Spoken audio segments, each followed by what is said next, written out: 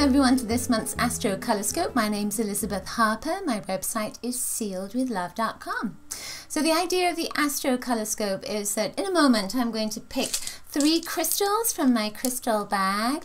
I'll throw them into a circle of 12 houses. We'll see which houses the crystals are aligned with. Then I'll read the crystal energy, the colors, and the house energy that they're in. I'll also take a bead from my bead bag just to see what the influence of an extra piece of color is. Then the third thing is I'll take a card from the Voyager deck and I will ask you to take a look at the card. Hopefully you'll be able to see it properly. And I'll ask you to see which image in the card you're most attracted to, and what that image means for you. I'll be looking at the card as well and letting you know what I feel the influence is. So before we get started on your crystals, I just want to talk a little bit about what's going on this September with the astrological influences. So this is kind of a big month for aspects in the heavens. There is a sense of a shift, of a change, and it's almost like I almost feel like a breakthrough month for all of us. So from the 1st onward, there is a Venus-Mars conjunct, and it almost feels like it's a start of a breakthrough energy. Then on the 5th, the Sun is trine Pluto, and it feels like you're going to find something. And it might be that you find lost love. On the 6th, Venus goes direct. It's been retrograde for at least the last month, 6 weeks. There's a sense of not only finding something, but maybe finding that love for someone else, but also for yourself. It's almost like you've been looking for something, and it could have been that you've been looking outside of yourself, but I also feel if you've been looking inside, maybe for an idea, not necessarily love, it could be an idea, maybe a business idea, it might be that you'll find your fabulous home that you wanted, but it's because something is shifting within you. So then around the 8th, Mars and Uranus are trine, and that Mars energy is very much about passion. So we started out the month with Mars and Venus conjunct. So it's almost like there's a big influence of Mars, at least to me, for that first week of September. So I feel that there's passion. I feel that with Venus becoming direct, there's a lot of love energy that's starting to come out. So it almost feels like there's a big breakthrough, a dam that's opening up. Lots of love, lots of passion, lots of activity.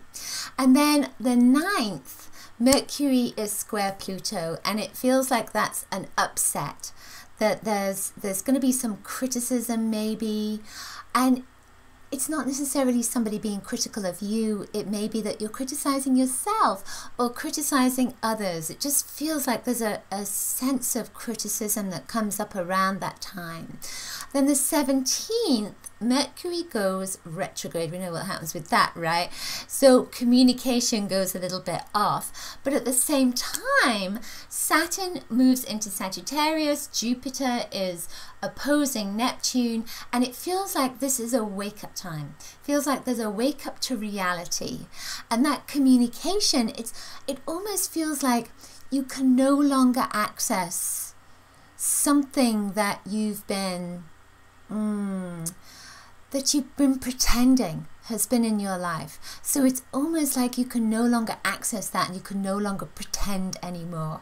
So your imagination, it's not that your imagination is going, it's just that what you've imagined to be true, what you've imagined to be your reality is no longer a part of your life. That's what I feel that energy is all around. So then there is that breakthrough. There's Pluto moves into direct. It's in Capricorn on the 24th. Get my words right here, and there's a feeling with that is a planet of transformation, and I feel almost as if again we're moving through this big breakthrough wake up call the whole of the month. It's almost like we're shaken awake with that, and then on the 27th. there is a supermoon, and this supermoon, there's a lunar eclipse that goes with this supermoon, and I feel, again, it's in Aries, so I feel that Mars energy is really coming through, and it, you know, there is still a feeling of a breakthrough, like something is breaking out, and it doesn't have to be negative, it can be really, really positive, but I feel as if whatever illusions you've had or whatever you've been playing with, you now have to get serious, and the illusions are no longer there, and it's almost like you are suddenly coming alive. So if you imagine, what I'm seeing is, I'm seeing this doll. So if you imagine you've been a doll, you've been like Pinocchio or something, and then suddenly you become a person.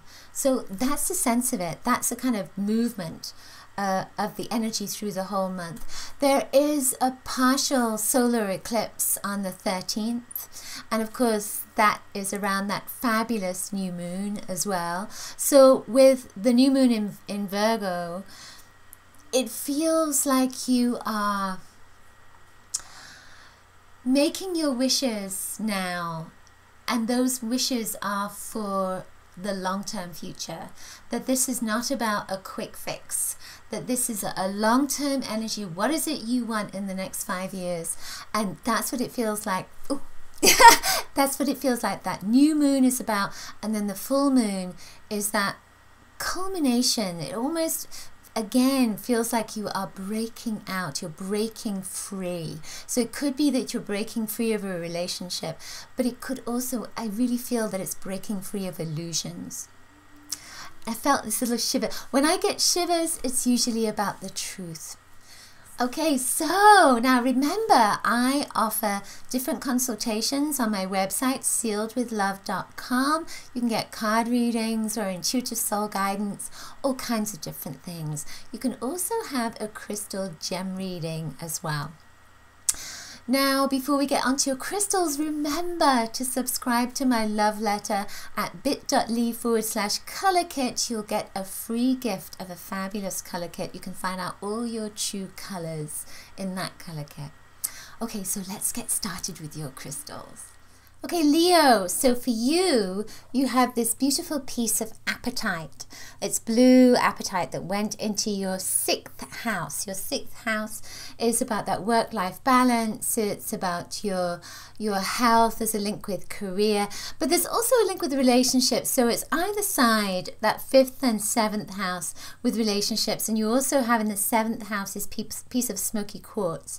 So I feel that your work and your relationships and finding a balance between those two are really important for you this month.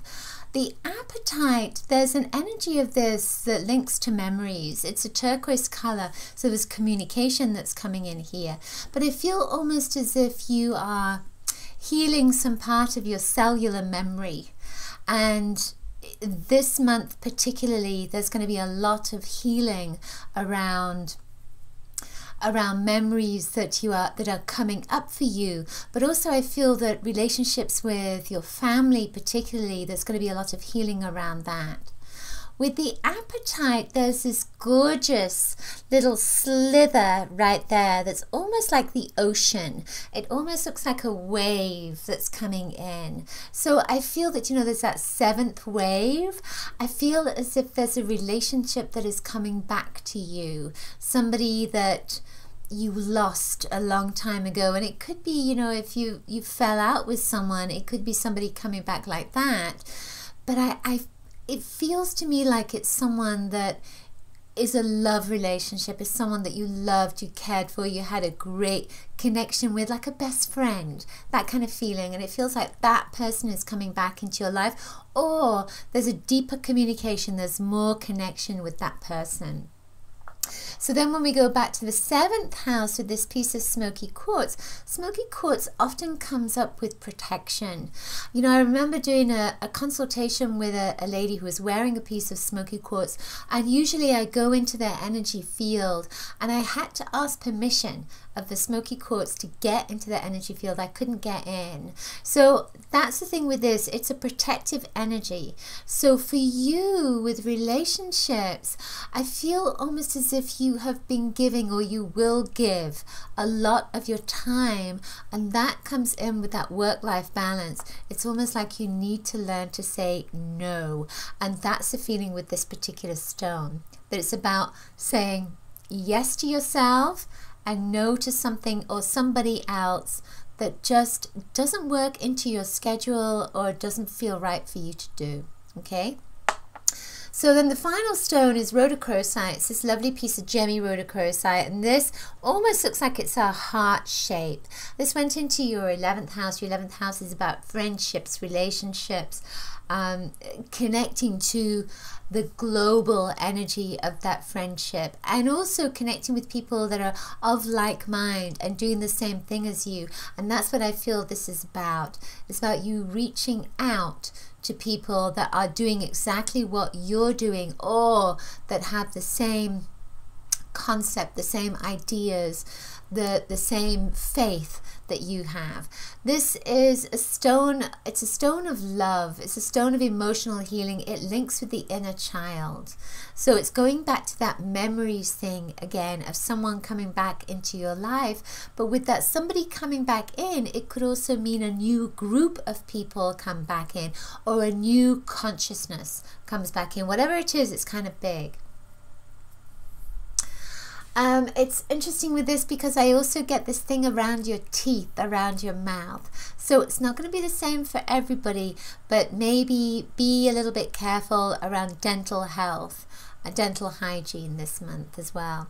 So the bead that came up for you is this gorgeous fuchsia stone, and fuchsia magenta is about being accepted by people. So, you know, with this coming into your 11th house, people are going to start accepting you because you're accepting yourself. And with the magenta energy, it can also be about reconstruction, rebuilding, because you've been through a period of change, and now you're going to start putting things in place for your future that feel not just intuitively but emotionally safe for you. This connects to your mother, so you may, or you as a mother, so you may find yourself having more of a connection with your children or more of a connection with your mother this month. The card that came up for you is the Hermit. So take a look at that card, see if there's anything that attracts you, then ask yourself, what does that mean? What does that mean? Let's try and get the light out of the way. So when I look at this card, I see, okay, so I see the pattern. I see the pattern on the earth, which is right there. It's almost like one of those cornfield patterns, but it's not. It's something else that's going on there. It's a pattern on the earth. And I feel almost like it's a connection to extraterrestrials, to the heavens, to something new that you cannot see, but you know that it's there.